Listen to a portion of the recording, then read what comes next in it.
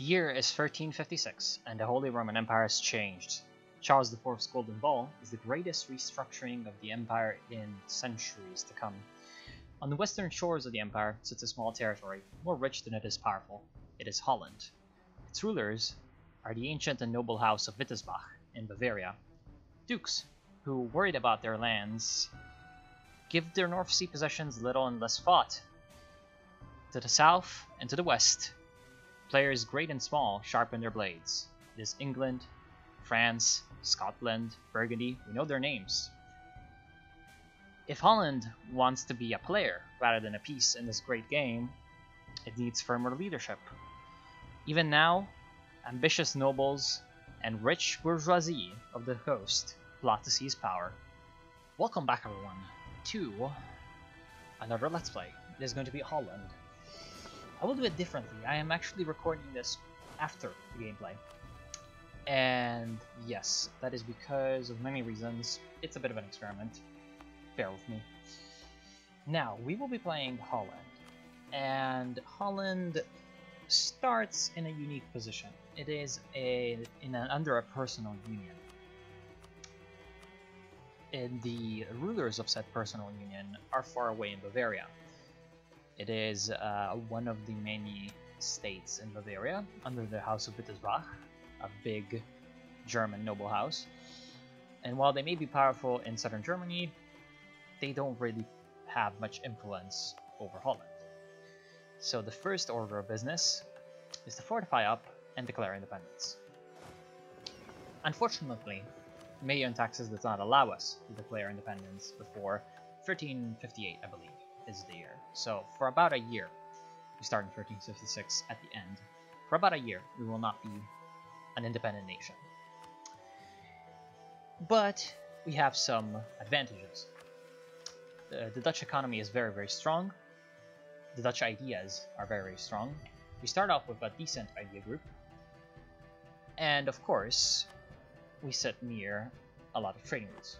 Here, as you can see, I am looking at the options for how we declare independence, and we have to wait.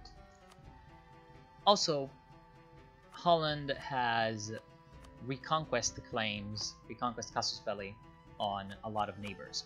The Dutch culture is pretty much kind of hegemonious in the area around us. So it isn't exactly going to be hard for us to get some lands after we declare independence. And this is just a start. We don't have much of an army, so we're going to have to remedy that as soon as possible. And we have no leaders, of course.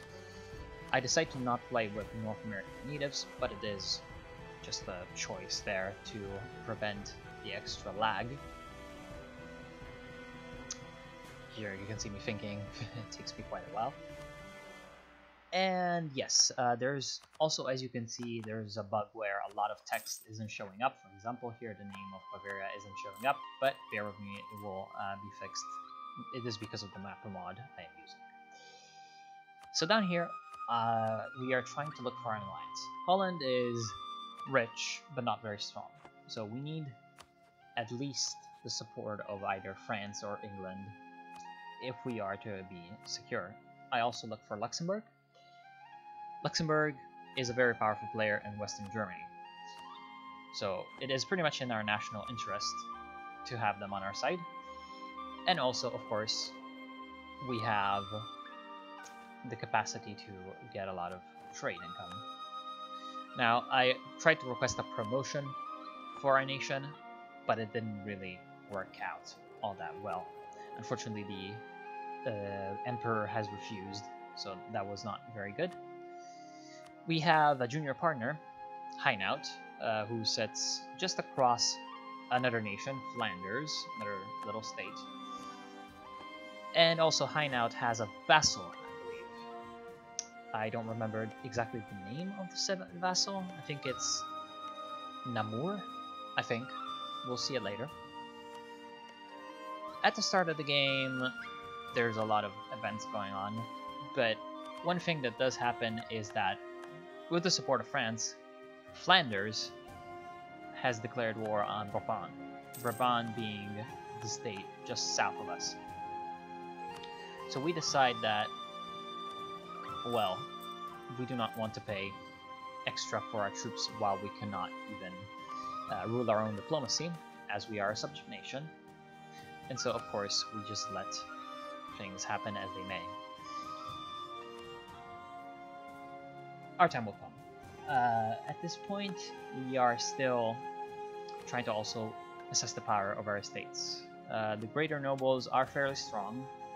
They do have a fairly decent income and a lot of privileges, but the bourgeoisie is also powerful. They have a similar amount of income. So at least we will not lack for an economy with the bourgeoisie constructing buildings. That is definitely a positive note. Our provinces also produce lots of goods, so that increases our trade income and production income by quite a lot. That is good. A problem is that they are fairly underdeveloped when it comes to roads and ports, so that is something that our government is going to have to pretty much take care of. I decide that, of course, it is a good option to recruit some cavalry, as I do not want to be unprepared in the case of a war. Our force limit isn't the best, it's 6, but it is good enough. So we got a heir to the dynasty, but it isn't really that important to us because soon enough we shall be able to declare independence. Independence, of course, is very, very, very important for us so that we can have our own foreign policy, as right now we are under the rule of Bavaria. And that does not sit well with me or with the people in our country, of course. Of course, France is right now suffering an interregnum. They do not have an heir, and that will lead to, of course, crises with England. But it is not any concern of ours for now. For now, we shall worry about getting independence. And of course, for that, we need troops, although we do not expect any reaction coming from Bavaria because, well, they are way too far away. I am checking out right now the alliances that our neighbors possess. Of course, Flanders is allied with France, which is going to be a problem. Utrecht, however, doesn't have an ally. So Holland pretty much has a free route for expansion into Utrecht. I decide that a spy network is pretty much going to be necessary to get some claims. Although we also have a reconquest casus belli on them. So both the claims and the reconquest casus belli will help us swallow them up fairly quickly once we get our independence. A few more states are going to war with each other. That is not much of a concern, but at this point we are close to the date. Now we can declare a war. And as you will see, sometimes luck is very, very, very useful. Here is our new ruler. Of course, we have a palace coup happening. Technically, that counts as the death of the count. We do have a celebration, and our new count is very, very, very good. The national conspiracy, as it will later be called, succeeded. The regent who ruled Holland was arrested at a feast, and a young figurehead was chosen as count. The army belonged to the plotters, so all the House of Wittelsbach could do was declare a symbolic war for honor. The plotters thought that the inexperienced Wilhelm would be their puppet, but they were wrong. So we gather up our armies. Because of the declaration of war, all of the salaries have been pumped up to the maximum, so the military spending is at max. I will reduce it because there is no danger. There's no reason to keep the military spending at max. We also decide that we will try to negotiate a closer bond with our vassals now that we can, and we are now getting the spread of institutions, namely banking, because of our strong merchant class, and because of the fact that we all have coastal cities. Our ruler could decide to lead the armies with his 5 points of military skill, it would be very, very, very good for our nation. But he's also 19. We get an heir, which is excellent. So he gets immediately producing babies, and that's a good thing. I do not want to die without an heir. And the heir is pretty decent as well. So at this point, I'm looking at the different estates to see if they haven't changed with our Declaration of Independence, and to see if I can get any support for cheap. Because of course, with MEIOU&Taxes, when you are in a war, your estates will be a little bit more willing to give you support.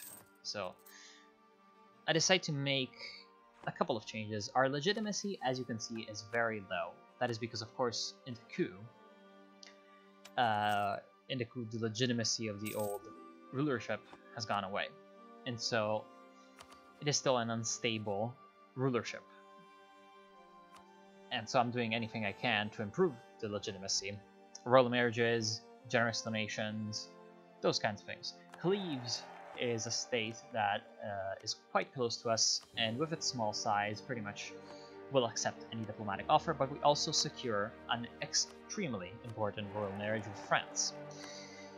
That, of course, protects us from wars against the strong French kingdom, and so it is very important for us to keep ourselves safe and independent. Flanders, at this point, is completely thrashing the forces of Brabant. As you can see, they have about 8,000 troops sieging down the last remaining holding of Brabant. We also have a fleet, 2 war cogs and a cog. I will send them to protect our trade, to get some extra money from the North Sea. But it is still a fairly small fleet, so we do not really expect it to do much for the glory of Holland. Just be helpful whenever it can. Of course, to build a strong fleet, we need money, and we can't really get much money while we're at war.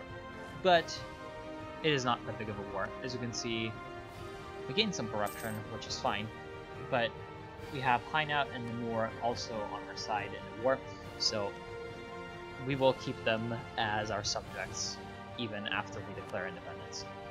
Of course, this makes us pretty happy. At this point, Cleves decides to seek an annulment. We decide to wait and see, because this could give us a claim, a casus belli. Even if they decide to annul the marriage, we can still get something out of it, namely some reparations if we do decide to go to war with Cleves and finish them off. Or maybe even a personal union, depending on how things go. So we're keeping our options quite open. And the marriage is annulled, which does cost us some prestige, but we get a casus belli on them. We can't really declare war yet because our diplomats are still busy. So I decided to check my spies, my, I guess, cheating ledger, to see the exact troop count of Cleves, and I decided that they aren't that strong, but with our small army right now, we still don't have the necessary forces to safely go after the small territory.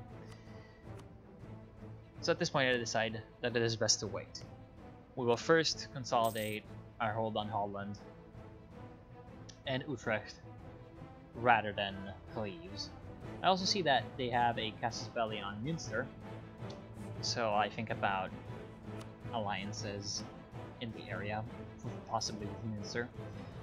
And I check out the casus bellis that are available to us, and at this point I realize that there are a lot of reconquest casus bellis, so this will be very good for our country to take advantage of, because if we manage to expand our territory into areas where we already have provinces of our culture, that of course will speed up the integration progress and will give us new income that much quicker.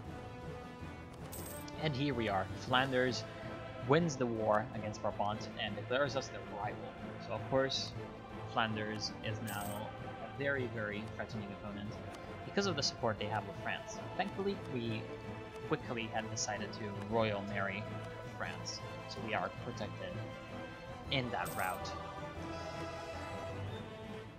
At this point, though, I'm starting to run tired of the War of Bavaria, and I decide to see if they would be ready to give me my independence, and possibly give me some money as well.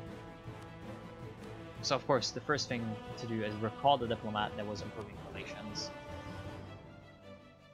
I will first try to get a bit of a boost with Hainaut, my junior partner, and then I will try to see if peace with Bavaria is an option. Namur is our other subject. They are indeed not a direct subject of Holland, but a subject of Hainaut, who is a subject of me. Now that may seem complicated, but it ends up being that I am the... Oh, good event. We gained some legitimacy. It ends up being that, meaning that our country is the ruler of also Namur. So at this point, I am very, very eager to go to war with Utrecht, because I see that they still have no alliances set up, and this of course means that they are very weak.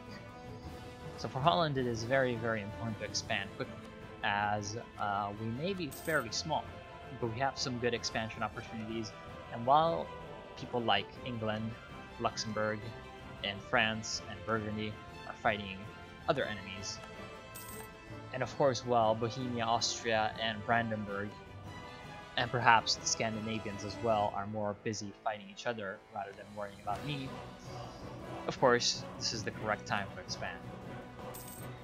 I have the option to investing in an idea, but for the long-term success of the country, I decide that it is best to go for technologies at the start rather than ideas. And of course, our army is still not being paid, so we have a fairly healthy income of 2 ducats per month, which is fine. Also, the greater nobles do have the option of lending us a great general. Well, a great general. A 15 tradition general, so a mediocre general. That option for now isn't important, but it will come into play later. Some events are happening in the Iberian Peninsula, but we aren't that interested in those yet. This is our first technology, of course. This is good because of the trade efficiency, the diplomatic technology, that will increase the wealth of my country by quite a bit, and so I decide to take it. At this point, I decide to check out my ideas. First is the Port of Europe, which increases trade power abroad in trade range, then colonial range, tolerance, a lot of very good ideas. Yearly inflation reduction, discipline, production efficiency, navy morale, and of course our ambitions and traditions are also very good with technology cost reduction. So Holland is truly fairly strong for a single player MEIOU&Taxes experience, and so we are going to make as much of a use of that as possible. At this point, I have my spy network nearly complete, so it is about time to go to war, even though we have been at war this entire time. To favor said war, we also decide that we may call in upon the support of the states, but not yet, of course.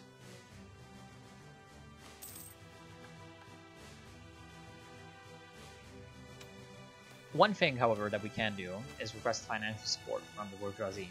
It is only 7 ducats, but it is essentially free in terms of loyalty. They will not be very angry at that. So they contribute. They're going to contribute quickly their gold, and for no real cost, we can bolster our treasury, which is fairly nice. And now we have our claim ready on Utrecht. Of course, they have a province that's nearly bordering us, and thanks to, well, we decide to see if they can concede us independence, but it is not quite time yet. Thankfully, we also have enough military power to get the new technologies. And we also decide to see if there's more alliances to be had. I'm checking out right now our relationships and attitudes towards different electors and counts. Now their war willingness is very low, so of course Bavaria is about to just give up and give us independence, which is of course fairly nice.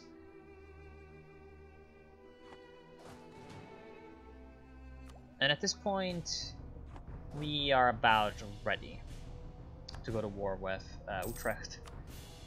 We just want to finish the rest of our dealings with Bavaria.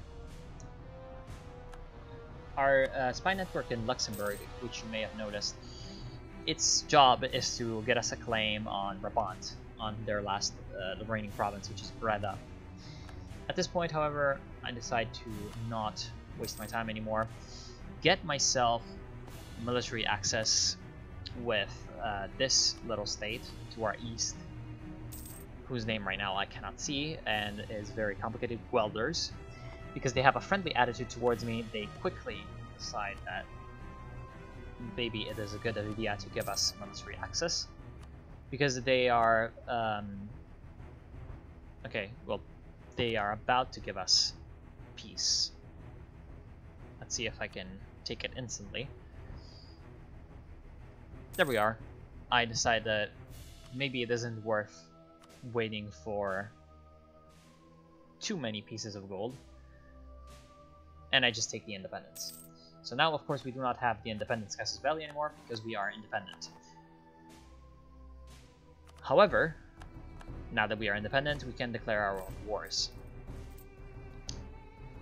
We do obtain military access through Guelders, which is going to allow us to reach the farther provinces of Utrecht.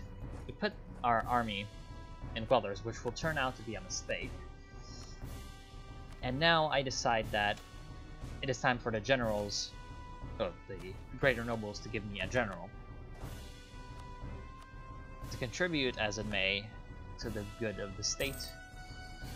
Finally, we have our independence, and now we will check through our godly network of spies if Utrecht has a strong army, which they don't. They only have 2,000 men, which compared to our 6,000 is quite pitiful.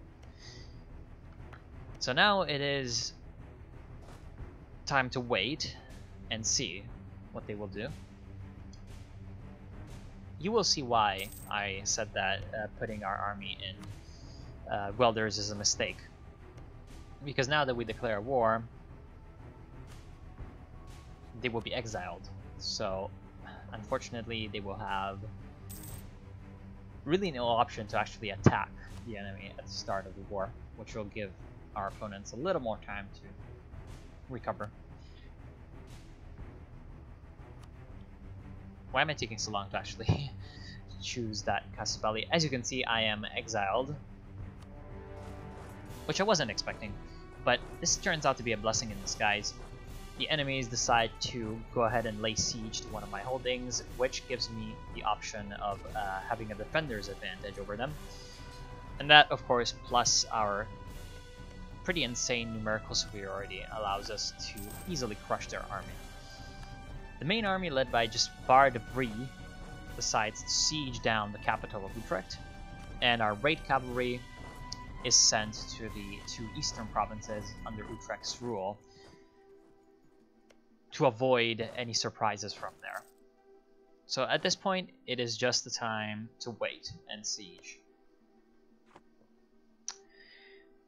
At this point, I also am seeing that we don't have any advisors recruited, but due to our lack of funds, we can't really afford any yet. Later on, however, getting an advisor or two is going to be fairly decent. Now, Bar de Brie is just there, sieging down the capital, and right now we can only wait. Of course, we have a main strategic weakness. Flanders is in the way of both of our both of our dependencies, both of our junior partners. And that isn't very good, because in the case of a war, their troops cannot come in and help our own. So this is a problem that we'll have to fix in the future. Yet another reason to, as quickly as possible, declare war on Flanders. The capital falls, and our main army can go ahead and move to Oversticht, probably mispronouncing it, which gives us the chance to siege down the eastern holdings of the Archbishopric of Utrecht, and that of course will bring about the swift end of the war. Nothing really too major, the only losses being soldiers that of course died due to diseases and desertion on the siege of the various cities. Despite the small battle, this wasn't really much of a bloody war. I also do not notice that there's a Utrecht ship right now in the coast of Holland blockading my ports. So of course that is costing us some money, as you can see. About 30, well 0.30 ducats per month, which is a fairly decent amount. Cleves decides to send me an offer for a royal marriage, and I turn it down because we are still quite offended by the previous dealings with them. We have seen that they're not trustworthy, so of course we will not enter royal marriages with them anytime soon. Thankfully, our commander Jaspar de Vries is fairly decent at sieging down fortifications. He has some skill in that regard, despite his fairly low tradition. We also decided to recruit an admiral to now destroy the ship belonging to Utrecht, and also to siege, well, blockade, and help the siege of Oversticht. It's weird, these names will actually be the bane of my existence. And yes, now Brabant is ripe for our claims, and so our spy in Luxembourg can come back. Now that we have both diplomats back and Utrecht is fully occupied, we can start thinking about alliances once the war will be over. There is a small problem, which is the fact that lots of countries will have already reached their alliance limit. We decide that we may as well just fully annex the Utrechtians, and because of our estate soldiers, and because of the fairly high loot count, we take the first option to increase our stability. This will mean less money for us, but more stability for our country, which we desperately need because we only have 34 legitimacy, and our manpower has been reduced by all the sieges. So of course we can incur some disasters. So we want as much stability as possible. We select our rivals, Friesland up to the north, and Flanders to the south. Friesland, or Freeland, I think it might be Freeland, is ripe for the taking. They also have no allies, and it is going to be fairly easy for us to just come in and humiliate them. They are a rival, but I decided to use the Reconquest Casus Belli for Freeland instead of the humiliated rival, because I want to gain more territory from this war. Their pitiful army is destroyed within essentially days of the war's start. I chased them down into the neighboring province and smashed them. At this point, their lands, their core lands, are basically ripe for the picking, and I decide to just let my troops siege. I make a mistake, and I do not send my army to East Friesland to actually stop them from recruiting in the province, but I make a fairly good decision and hire an advisor, a army reformer, who will help our military technology gain rate. At this point, we have a good base set up. Consolidating the regiments and then moving in to destroy the troop that they recruited is fairly easy. What will not be as easy is siege of the territories, but thankfully I have a navy, so I will send the navy soon enough to help with the blockades. At this point, however, I am starting to gain a disaster, a peasant war. Our country is starting to rack up war exhaustion, and many more men are being, of course, drafted into the army. The manpower pools are starting to be over. Due to all the sieging, many soldiers have deserted, etc., etc. So I decide to end the war quickly, just gaining war reparations. So now our treasury is fairly full. We have gained a lot of territory, and now we can set our sights towards new targets.